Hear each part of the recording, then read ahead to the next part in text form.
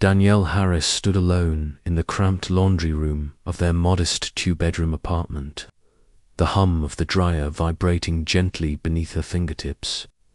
The space smelled of detergent and damp cotton, the air thick with memories. A plastic bin sat open on the floor, brimming with neatly folded baby clothes, faded onesies, tiny socks, soft caps, and pastel blankets. She pulled out a small blue onesie, the fabric thinned by time. Her hands trembled as she held it up to the light, her breath catching. It was nothing special, really, just a plain little outfit with a row of worn snaps and a tiny elephant stitched over the heart.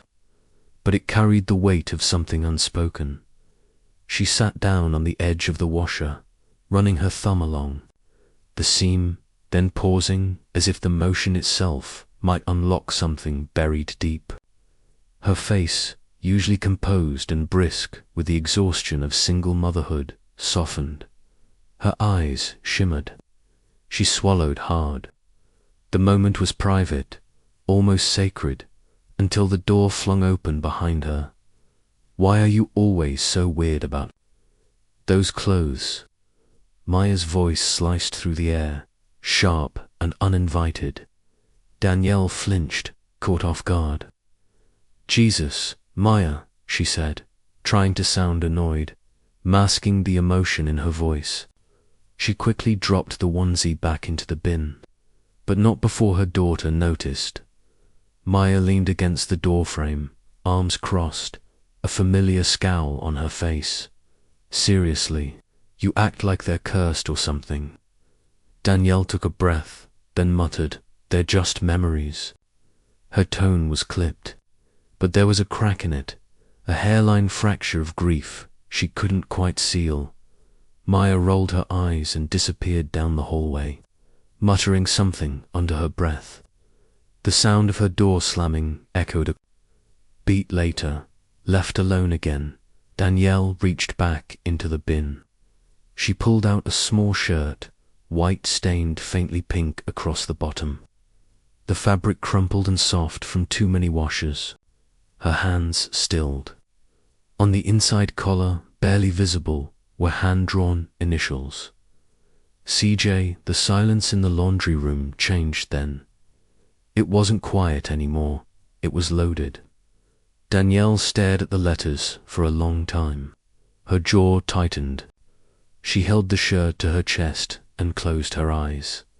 "I promised I'd never forget," she whispered. But forgetting is easier than remembering what really happened. The dryer clicked off with a final hum, but she didn't move. Her fingers stayed curled around the fabric, as though letting go might cause something or someone to vanish entirely. Danielle Harris moved through life like a ghost, quiet, methodical, and worn thin by a grief she rarely acknowledged. She carried herself with a kind of hollow grace, polite smiles, practiced silence, and eyes that never quite looked anyone fully in the face. Years ago, she'd been Danielle Jameson, married to Chris, a man with an easy laugh and soft hands who used to make her coffee just the way she liked it.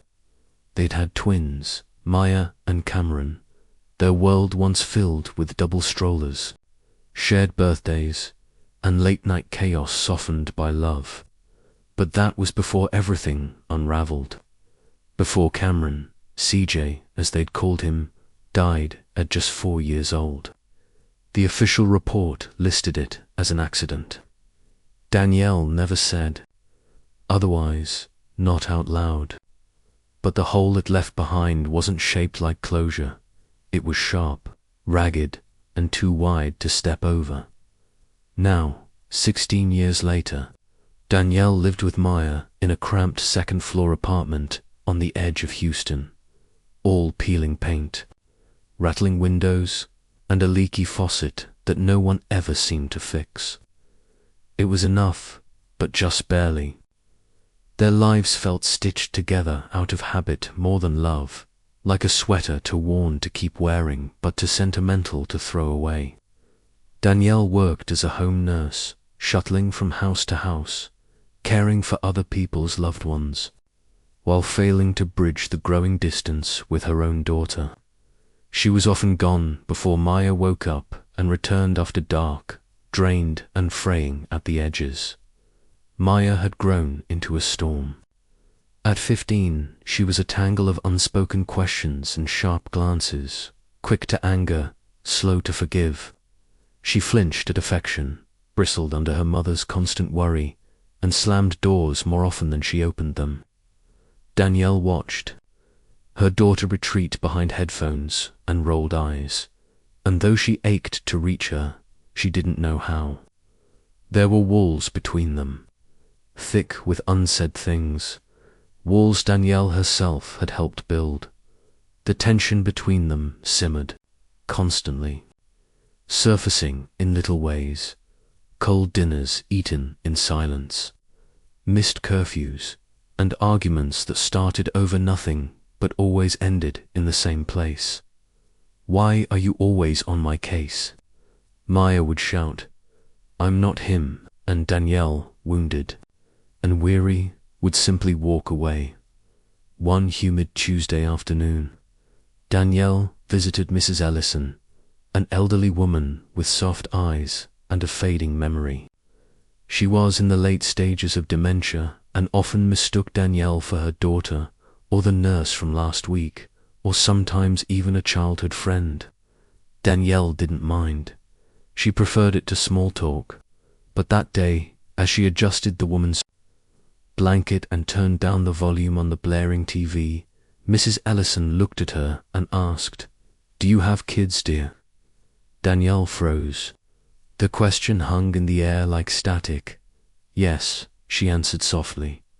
"A daughter." There was a pause. Then she added, barely above a whisper, "Just one." The moment passed, but the lie stuck in her throat. As she stood in the hallway afterward, jacket in hand, she pressed her forehead against the wall and quietly sobbed. It was the kind of cry that never fully broke, just trembled in the chest, held tight behind clenched teeth. That evening, in a bedroom cluttered with makeup palettes and discarded jeans, Maya vented to her best friend over FaceTime. "She always acts like I'm not enough," she said bitterly, twisting a strand of hair around her finger. "Like I'm just some replacement for someone she really loved." Her voice cracked slightly, but she masked it with a shrug. "I know she misses him. I get it.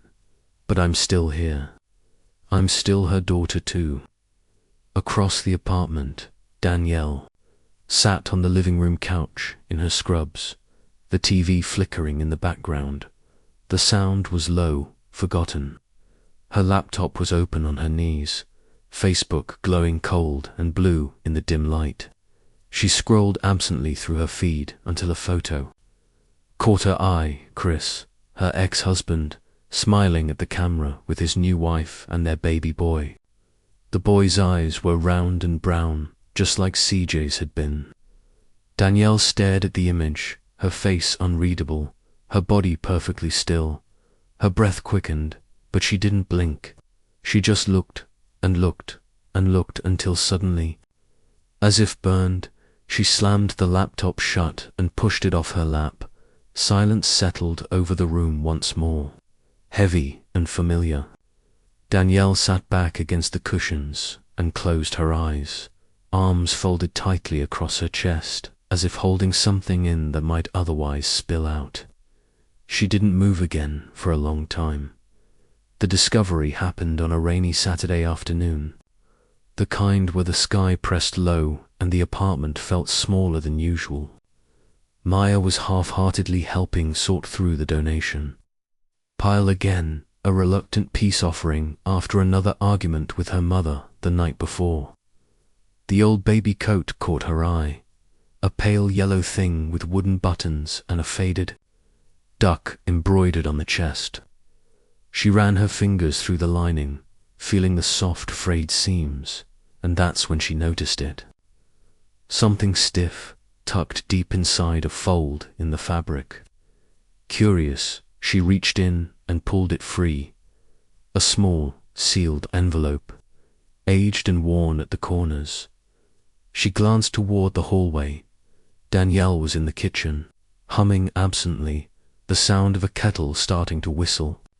Maya hesitated, then opened the envelope. Inside was a folded medical report and a single sheet of lined notebook paper, yellowed with time. Danielle's handwriting was unmistakable, careful, neat, but trembling. The note read, asterisk, asterisk, if I ever forget, let this remind me. CJ didn't die. He was taken. Asterisk, asterisk. Maya stared at the words, her breath catching in her throat. Her hands started to shake. CJ didn't die. The phrase rang in her skull, dissonant and impossible. She unfolded the medical report. It was dated almost 11 years ago. Cameron Jameson, age 4, admitted to a hospital in Dallas. Symptoms: unexplained seizures, lethargy, confusion. Discharge notes incomplete. Doctor's signature illegible. She stood there for a long second, absorbing it, then stormed into the kitchen. What the hell does this mean? She demanded, her voice sharp and cracking as she slammed the note onto the table. Danielle turned, startled. She saw the letter, recognized it instantly, and went pale. Where did you told me he died in his sleep. You've said that my whole life. Danielle's hands were already reaching for the note. Give that to me, she said, her voice tight. No, Maya snapped, stepping back. Tell me the truth. What does it mean, he was taken? Danielle's eyes filled with panic. She finally grabbed the letter from the table and held it to her chest, shaking her head. I wasn't well when I wrote that. I was grieving. I wasn't thinking clearly. Maya's voice dropped to a whisper. You lied to me. I didn't lie, Danielle insisted, but her voice lacked conviction. I thought I believed he was gone. That's what they told me, Chris said. She trailed off, eyes flicking toward the window like she was checking for ghosts. Maya folded her arms, her jaw set. Then what? What changed? Why write that? Why hide it? Danielle sank into a chair, the letter shaking in her hand. Her face collapsed inward, years of buried pain surfacing all at once. Because nothing made sense, she whispered. One day he was sick, and the next he was gone. But not the way they said. I never saw a body. No funeral, just sedatives, hospital paperwork, and Chris telling me to rest, saying CJ was at peace. But something always felt wrong. Maya's breath hitched. You never questioned it. I did, Danielle said. Every day, I tried calling the doctor, Dr. Laughlin, but no one ever answered. Records were misfiled. Then Chris filed for custody, just of Maya. I was still under observation, still medicated, still grieving. I didn't fight hard enough. I couldn't. He just disappeared. The kitchen seemed to darken as the memories seeped in, thick and unwelcome. Danielle's voice softened to a near whimper. I wrote that note in case I started to believe the lie. In case I forgot what I felt in my gut, that something wasn't right. Maya stared at her mother, seeing her differently now. Not just distant, or cold, or broken, but terrified. A woman with a crack in her reality that had never quite healed. And yet, doubt clawed at the edges of Maya's thoughts too. She thought of her father, always absent, always vague about the past. She'd asked about CJ once, years ago, and he'd only said it was a terrible time, best not to dwell. Now, that seemed like more than avoidance. It felt like omission, A seed had been planted, and it was already growing. What if CJ didn't die? What if her brother was still out there somewhere? Maya took a step back, her voice low and trembling. I want to know what happened. All of it. Danielle looked up at her daughter, her only child, or so she had forced herself to believe, and for the first time in years, she nodded. So do I. Danielle was unraveling, and she knew it. Every night, after work, after Maya slammed her door and the lights in the apartment dimmed, she sat hunched over the dining table with stacks of old papers, hospital files, court transcripts, and post-it notes scribbled with names and numbers. Her phone was filled with voicemails from hospital administrators, old colleagues, and distant relatives, all of them politely but firmly, urging her to let it go. You were under a lot of stress then, one nurse said. I remember how hard it was. But CJ passed. Danielle, you have to stop chasing ghosts. Another message from an old friend who'd worked in the pediatric unit at the time was colder. Don't call me again. You need help. Danielle's fingers trembled every time she clicked replay. They were all lying. Or worse. They'd been convinced by the same lie that had taken everything from her. She started calling hospitals. Chris had taken CJ too near the end in Dallas, in Waco, even as far as El Paso, but the records were spotty or non-existent. One clerk told her curtly, "We can't disclose information about a child's medical history unless you have custody." The words echoed in her skull. Custody, that's what had really broken her, back then. Not just the loss of her son, but the slow realization that everyone had already decided she didn't deserve him. They'd told her she was unstable, grieving wrong, remembering things that didn't happen. And when she'd fought back, they'd called it proof. Maya watched her mother's slow descent with a strange mix of concern and recognition. She too had felt the shift. Something real and electric had changed the day she found that note.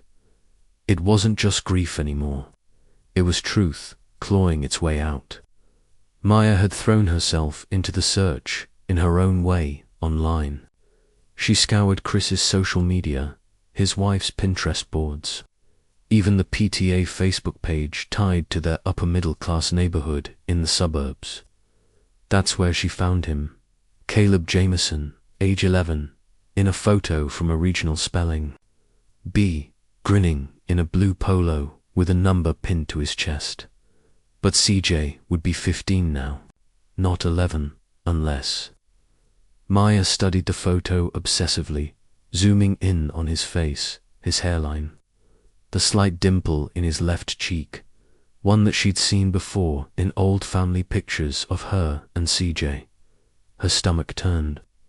It didn't make sense, unless Chris had falsified more than medical records. Unless he'd renamed him, re-aged him, erased CJ entirely. She didn't tell Danielle at first.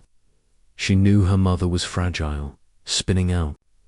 Instead, she reached out to the contest organizers and asked for promotional materials under the guise of a school project. They sent a press kit, and inside, tucked in a glossy group photo, was a single brown hair stuck to the edge of the plastic sleeve.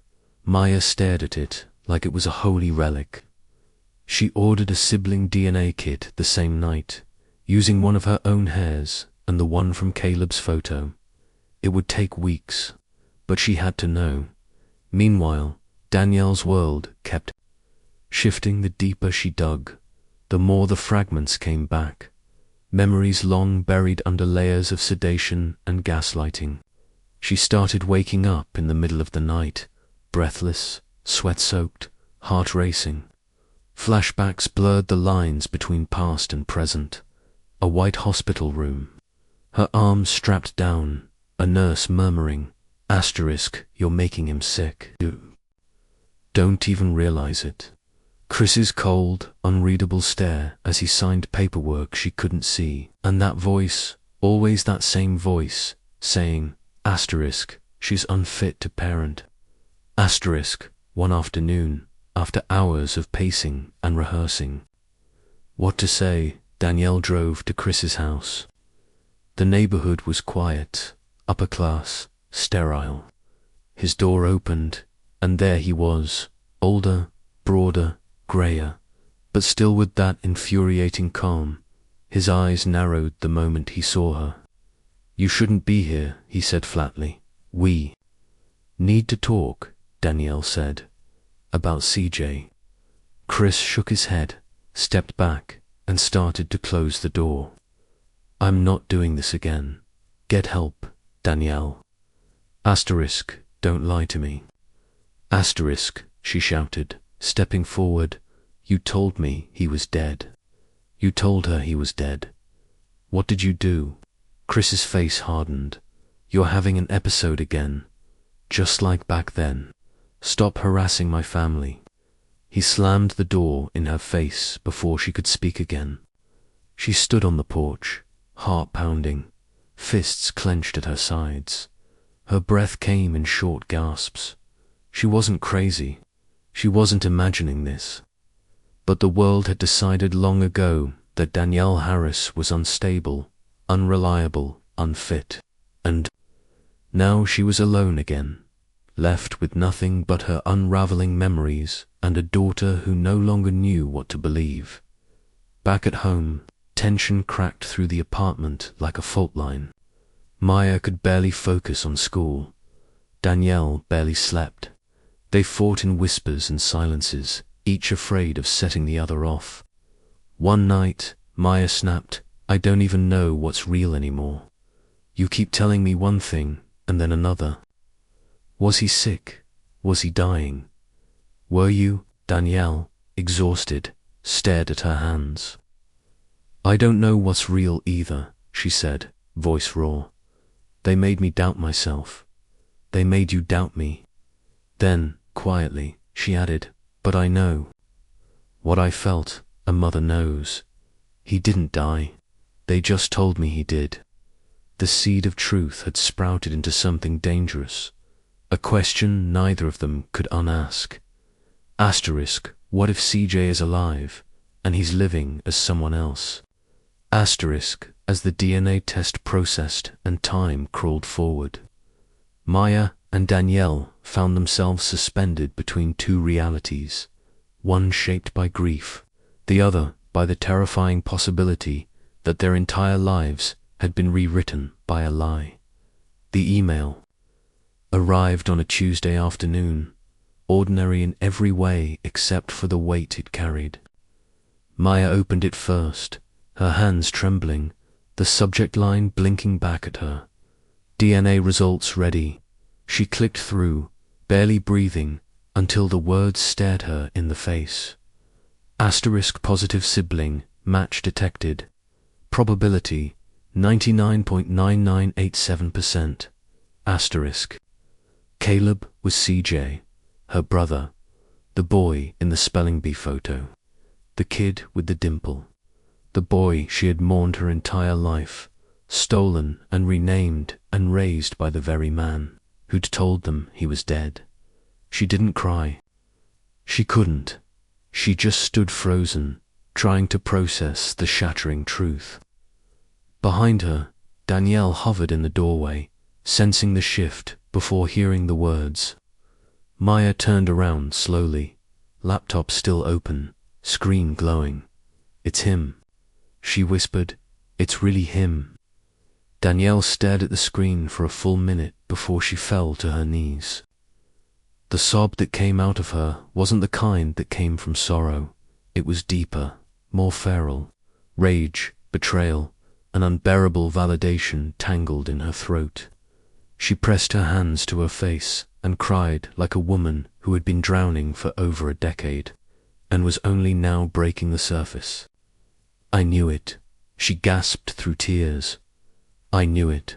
They made me doubt everything, but I was right. For Maya, the revelation cracked her world wide open. Her entire life had been built on the idea that CJ was gone, that her mother had simply fallen apart under the weight of loss. But now, that grief had a new shape, one with sharp edges and intent. They hadn't lost CJ. He'd been taken, hidden, rewritten, and Maya had grown up in the shadow of a lie so massive it had warped everything around it. Once Danielle could breathe again, she called Serena, a lawyer she'd once worked with, as a home care nurse, someone discreet, trustworthy. Serena listened quietly as Danielle explained everything, ending with the DNA results. She didn't promise miracles. Caleb was now a legal minor, with years of established custody under Chris, but she confirmed something far more important. Danielle had the right to tell her story. The statute of limitations might have closed on the custody battle, but not on the lies, the medical fraud, or the manipulation. This isn't just about custody, Serena said. It's about truth. It's about accountability. That's when Danielle knew what she had to do. She arranged to meet Chris under the pretense of needing closure. They sat at a quiet park bench near his office, surrounded by the hum of traffic and the rustle of trees, but tucked inside Danielle's coat pocket was her phone, already recording. Her voice was steady, sharpened by years of buried pain. "You told the world I was crazy," she said. "You told them I hurt my son. You made them lock me up. And then you made him forget me." Chris didn't flinch. He looked at her the way someone might look at a long-closed chapter, like she was an unfortunate footnote. "He didn't forget you," he said coolly. "He never knew you." That was the moment something in Danielle snapped into clarity.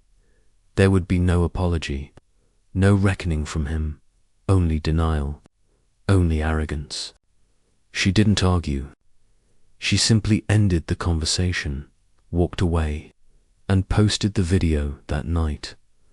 The clip went viral within 24 hours. Danielle's voice, shaking but furious, struck a chord. Her caption, asterisk, "He told me my son was dead.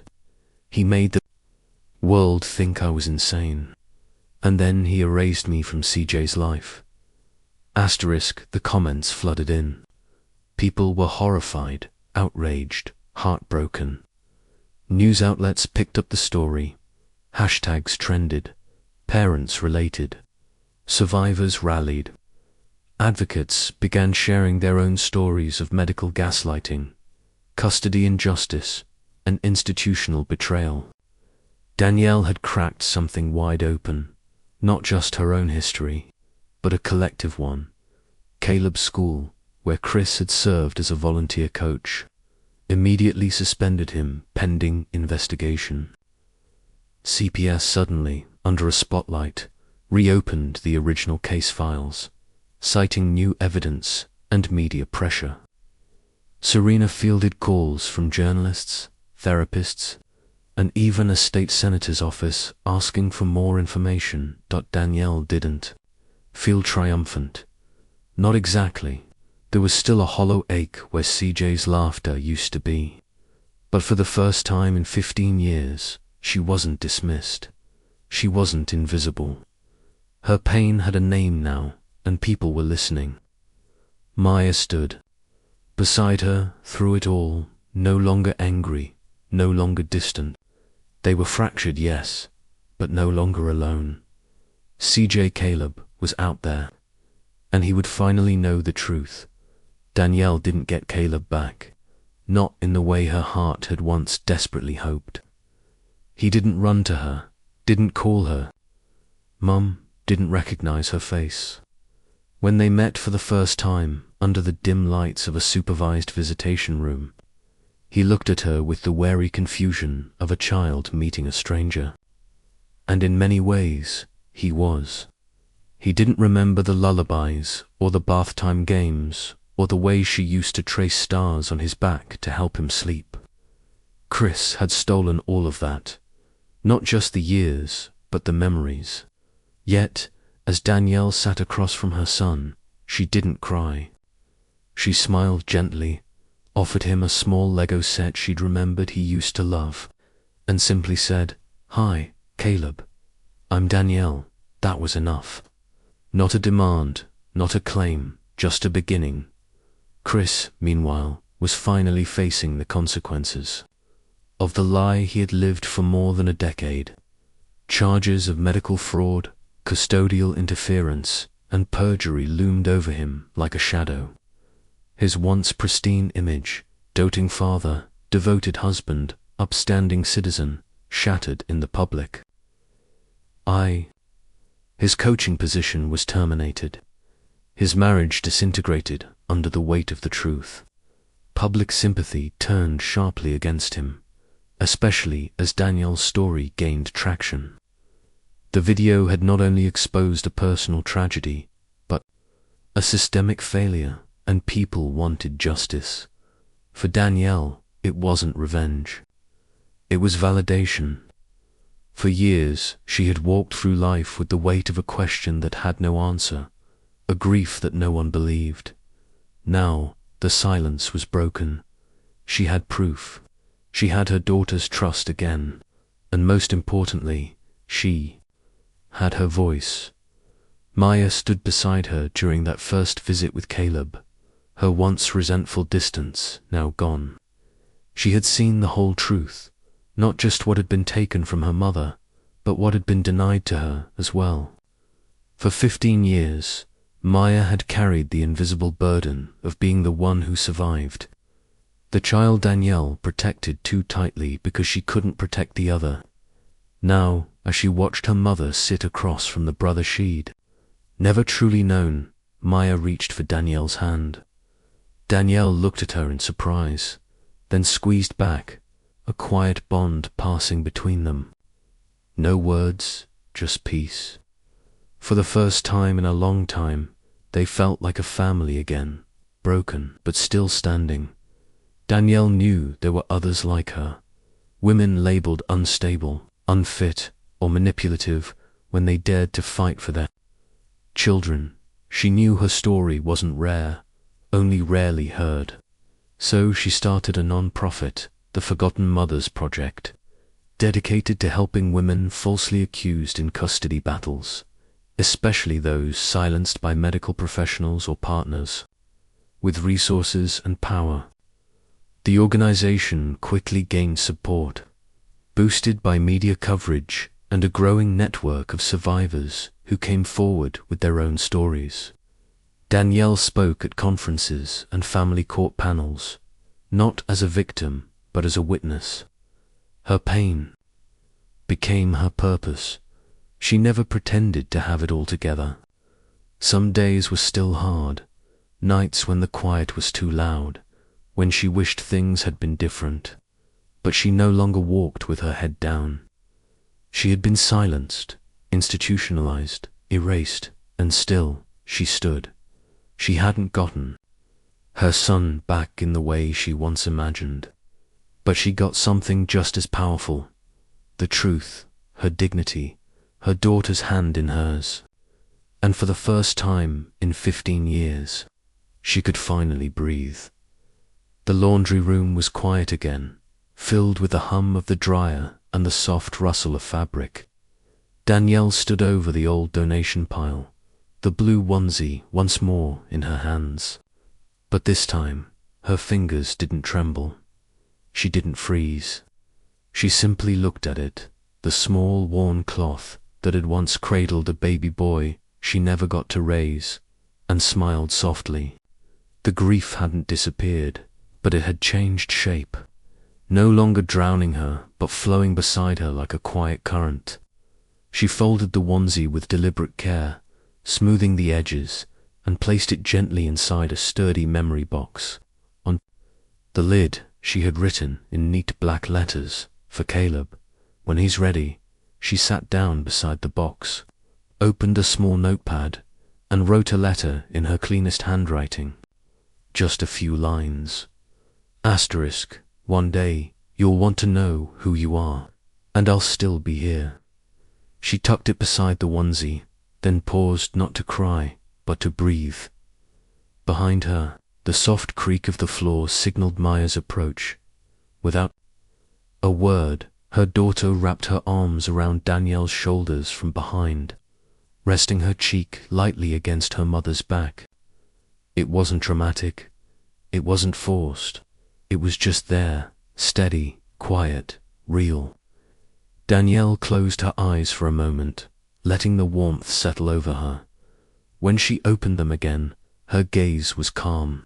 She placed the lid on the box and clicked. It shut. No more hiding, no more running. Her eyes were soft, but clear, ready.